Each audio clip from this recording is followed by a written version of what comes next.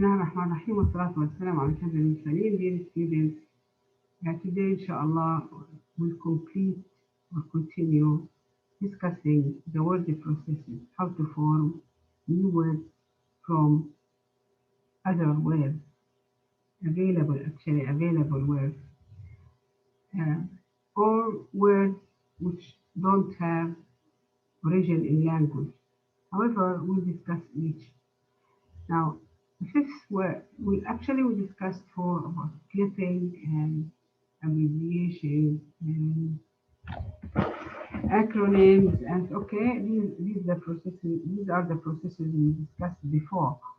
Now today, the fifth process of forming new words is borrowing. Borrowing is a matter. What's the meaning of the word borrow? It means to take something which is not yours.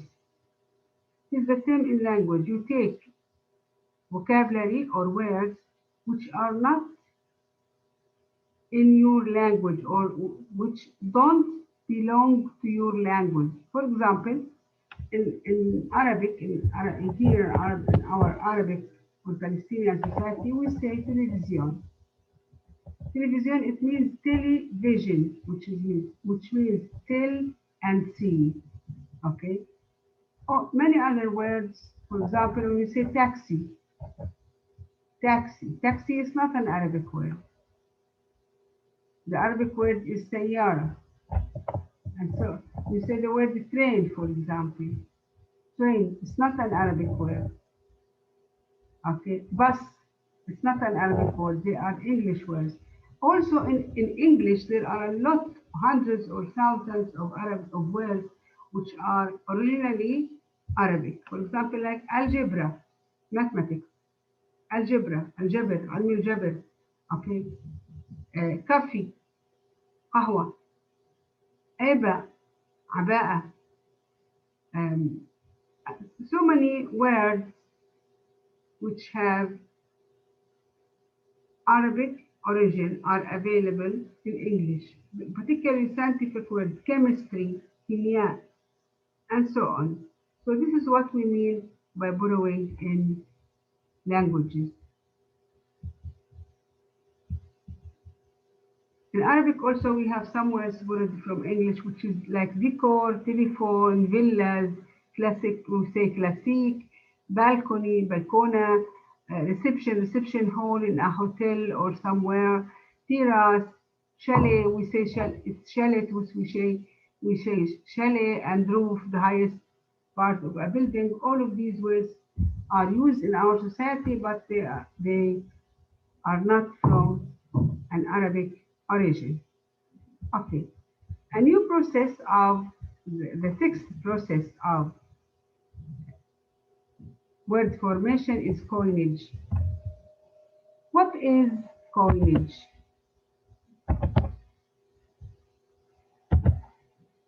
Coinage is a matter of inventing, to invent something new, inventing some new words which don't have original words in the language. For example, some companies make certain products and they want to give it a name. So they choose any name which they think that is suitable for it, or it attracts people to buy it, and so on. Now, first they invent the word, and later on they invent the word for this certain product. But this word becomes, or after that, other companies and other people use the same word for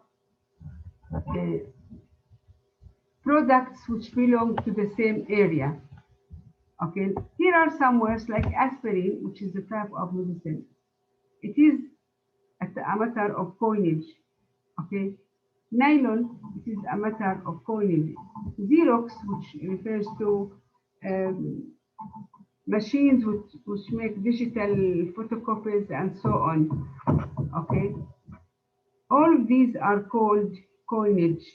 Actually, new or invented words, not like abbreviations. You keep part of from the original words, not like NATO, which you keep the initial, letters of the word and you pronounce it as a new word.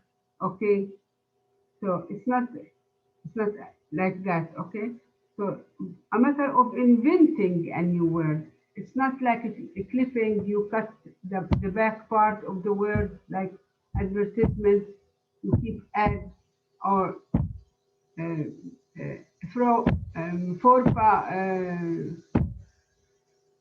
clipping, which you cut the first part of the word, like telephone, and you leave phone, and so on.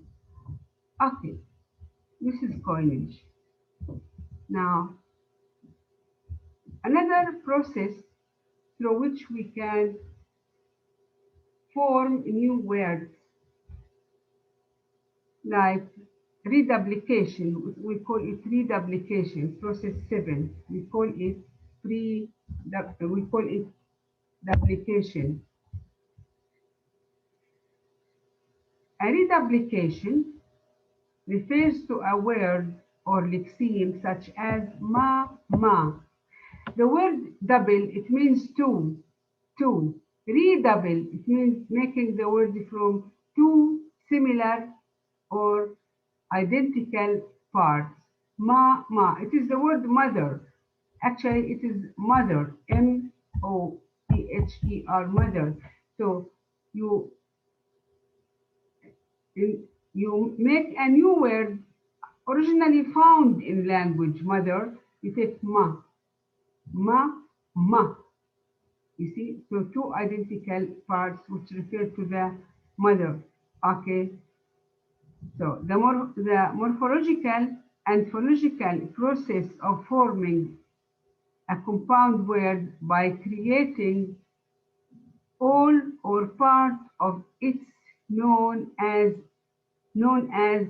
reduplication. You combine parts of the word, of the same word, repeat it as two parts of the word. It is called reduplication. The repeated elements of the word is called reduplicant. The one part ma is a reduplicant. The second ma is a reduplicant. Both are two reduplicants. Mommy, this is why a word also a matter of reduplication. Me. Okay, they are not identical. The two parts are not identical, but they are similar. Goodbye, good and bye, they are identical. Ding dong, bow wow, and so on. Flip flop, ping pong, all of this we call it reduplication. We repeat the same parts, either identical or similar, to produce a new word refers to something in our life. Okay.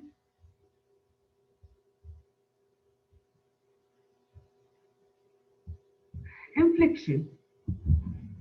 Actually, you have an idea, or in the first lecture we talked about inflectional morphemes. Inflectional morphemes which carries or refers to grammatical formation of language. You see here in linguistic morphology, inflection is a process of formation, of word formation, in which word is modified, changed a bit, modified to express different grammatical category, such as tense. What do you mean by grammatical change in grammatical category, such as tense? When we add ed to the verb, it is changed from present to the past. So which is a grammatical change. Okay. Case, voice, aspects, person, number, gender, mood, conjugation, and definiteness. Okay, I'll give you an idea about these words, about these forms, these grammatical forms. For example, we say, here are the grammatical categories such as tense, from present to past. Play, when you add the morpheme ed, it becomes played. A different word in meaning, although related, but it indicates another form of the verb and indicates a new meaning. Play is not like played. Now, voice, active and passive voice. For example, the window was broken, or someone broke the window. Aspects like perfect and continuous. When you say they are writing, it is an aspect. Actually, the tenses are two main tenses, which are present and past. Present form and simple form, or present tense and simple tense. But when it comes to be continuous, either present continuous or past continuous, we call it an aspect. Also, the perfect, the original verb is write. The perfect form of the verb has written or have written. Okay, this is also a type of aspects. It's not a present like present simple tense and past simple tense. It is something new, which is called an aspect. Only two tenses, present and past, and the other forms, grammatical forms, which result from the changes or of adding something to it, are called aspects. Adding something to the original verb are called aspects. Person, the first, second person. I am a teacher. She is a teacher, and so on. This is so.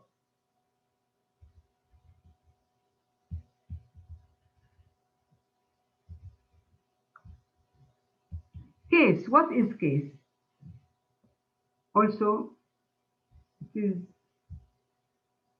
inflectional means of forming new words.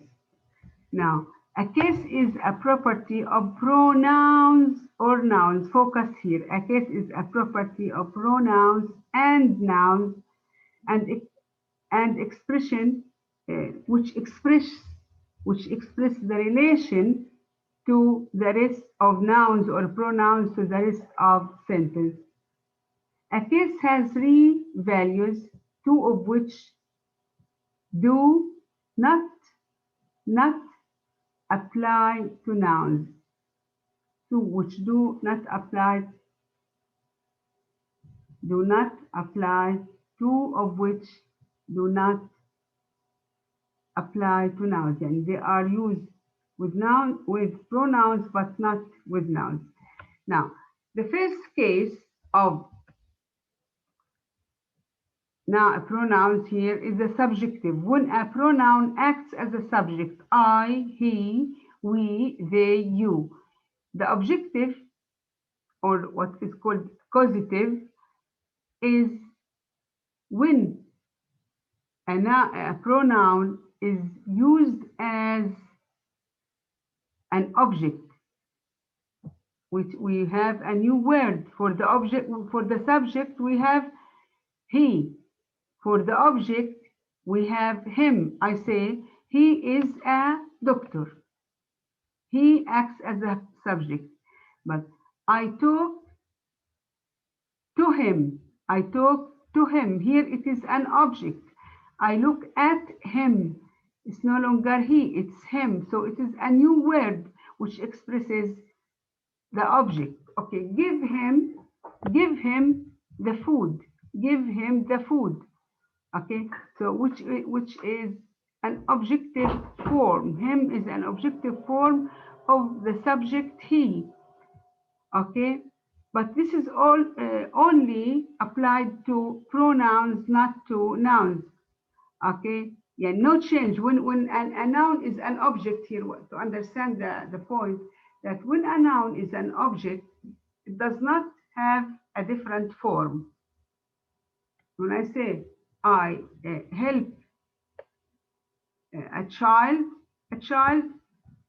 or when I say a child is eating, a child is a subject, okay? And I help a child is an object. Okay, it is a child in both cases, no change. But for pronouns, we have a new word. I say he is a doctor. I help him. Him now it is the object. He is the subject. Now the possessive or the genitive, which is applied to nouns and to pronouns. For example, in pronouns, I say this is my book. My possessive. I own it. It belongs to me. This is my book, or it is mine. Also, another form of possession. Okay, but also for nouns we have the possessive form, which when I say Muhammad's home. For nouns we have the possessive form like Muhammad's home, Ali's book, and so on. So these are the three main cases. Actually, there are other forms of cases, but it's just here. These ones are enough. Okay.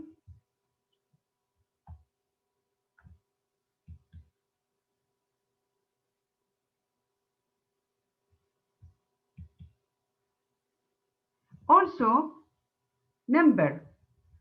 Number is one of the cases for nouns and pronouns. Number, we mean, when I say number, it means singular and plural. I say boy and boys, and they and them. You see? So, gender, masculine or feminine.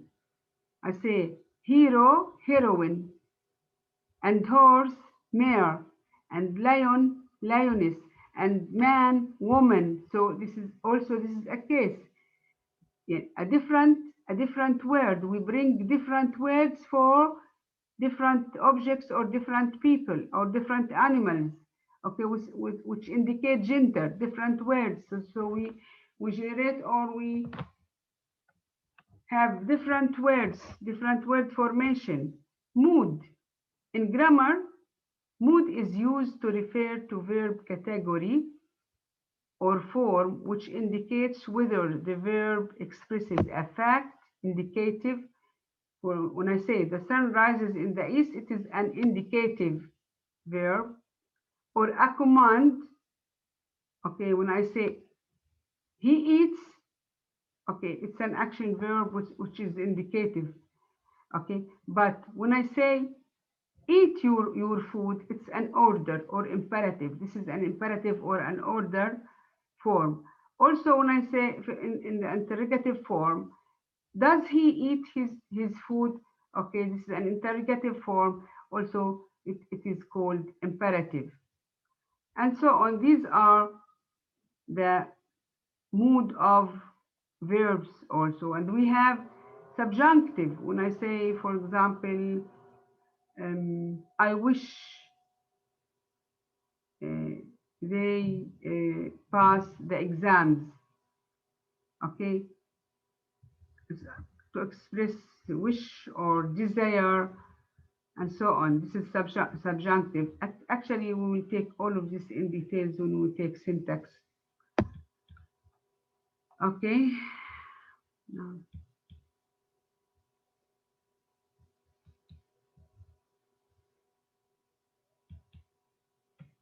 Okay, here are the forms of case pronouns. You see, in the case of subject, in case of subject, I, you, he, she, it, we, they, you.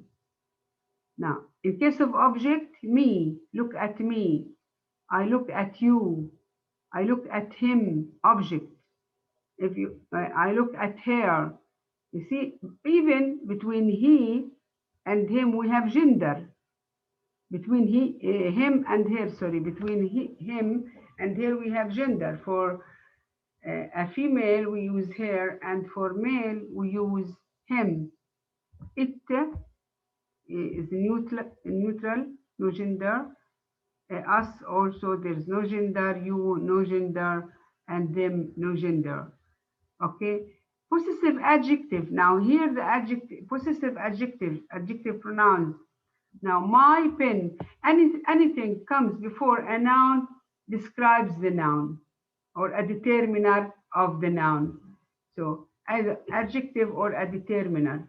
Now my pen, your desk, his brother, her mother, its, for example, its leg for the cat, for example, or for the cow, our home, your class, their father. So this is possessive adjectives. And we have also possessive pronouns like, this is my book. Is this your book? Yes, it's mine. And it means it's my book, as if you combine the two words together. This is, yes, this is my book. Yes, it's mine. Is this is your book or this is yours? This is his book or it's his, and hers, and it's here. Remember, look at this. It is not it apostrophe is, which is originally it is.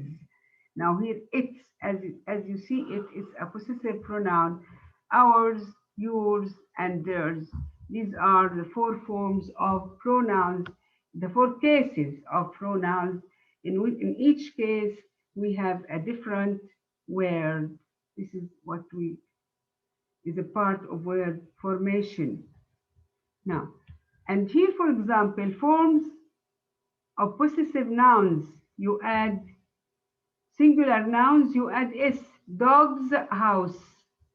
Also, dogs is one word, but it is different from dog. Dog is the animal, but dogs, it adds something. This is for possessive. It means he owns the house. So we have a new word. We are still talking about forming new words or processes of forming new words. Dog is different from dogs. It has a different meaning. It means the dog possesses the house. Okay. Books, word, another one. Girls, doll. All of these are possessive s with singular nouns. What about possessive s with plural nouns? Now, when you say boys, boys, plural word. You see, this s is not the possessive. There is no apostrophe, but there is apostrophe after the s, after the plural s, which is balls, boys, balls. But look at boys. It is different from the original word boy. So we have a new form of the word, which is boys, the plural form. Okay, a new word. Okay, it has original. It has a root in the language. It's not invented. It's not completely a new word. But when we add the possessive s to the plural word, you have a different meaning from the original word boy and boys and boys apostrophe. You have three different words from the original one, boy. Tables, legs, plural s and apostrophe and legs. Let's say, okay. So some with irregular nouns like women, woman, woman. Okay. So just you add apostrophe s. Women's bag, because actually it's not ended with s, but however, it's a new word which indicates possession. Children's, men's, okay, apostrophe s, because these are irregular plurals, so they are not ending with s, so they can take the possessive s.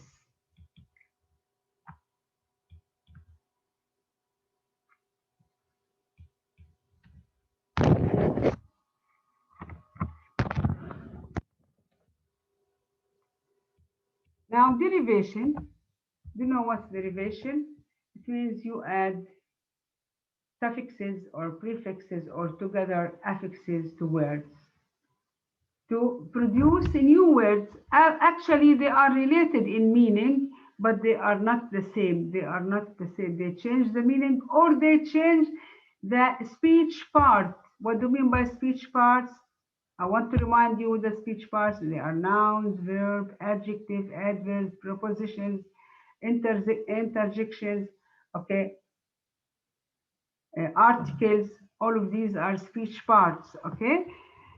So they change the speech parts, for example, from a noun to an adjective, from a verb to a noun, from a noun to a verb. Let's see an example here. But this is what we call derivation. It means you add suffixes or either, not only suffixes, sorry, you add affixes, which means prefixes, infixes, and suffixes. Now, look at the word happiness. Happy, the original word is happy. Look, how many words will we do from it? Happiness, it becomes a noun. Okay, it is related to the same meaning, the same original word. It is, but the meaning is modified. Happiness is different from happy. This one is happy is an adjective and happiness is a noun. And unhappy, absolutely different in meaning. It's the opposite. Okay, it's the opposite form. Okay, and it gives a different meaning. Happily, it's an adjective. It's an adjective. Now, happy is happily, it's an adverb. Happy is an adjective and happily is an adverb. Now, other word, determination, the word determination, determine, determination, determinative, determinant, and determining. Okay, all of these are derivations.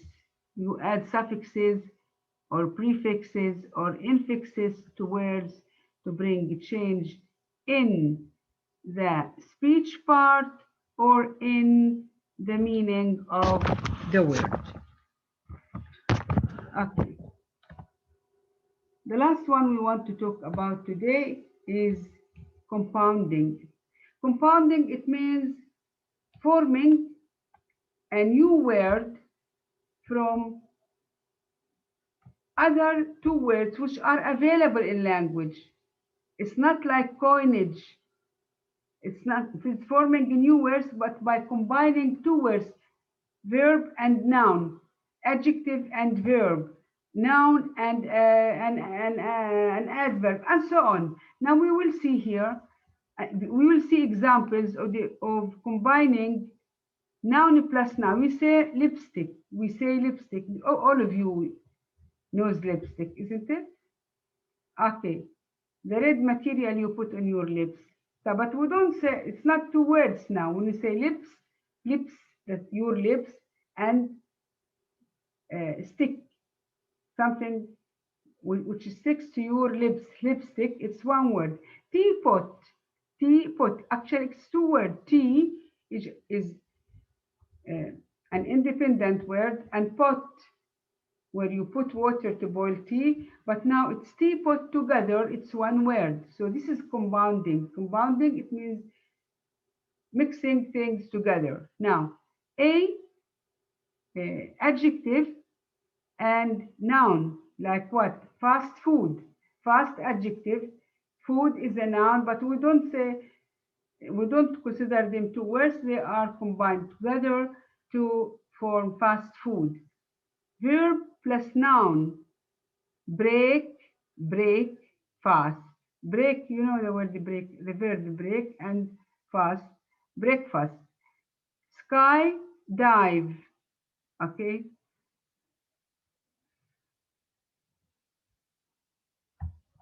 Wait, what is about this?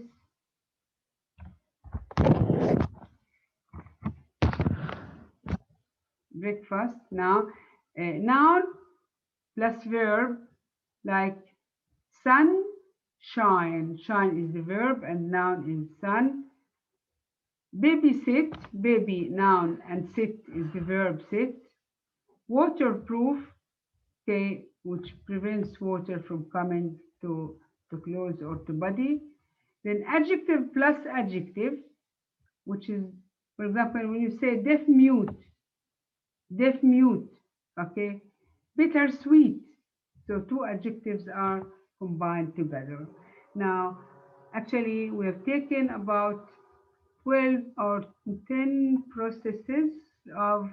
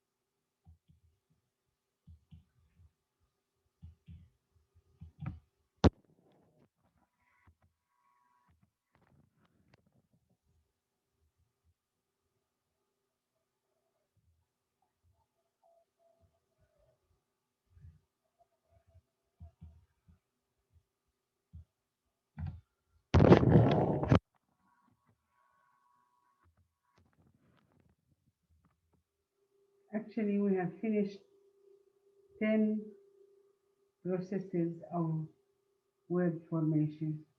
Thank you very much. Try to learn your lessons. We'll meet in class, inshallah. See you. Bye.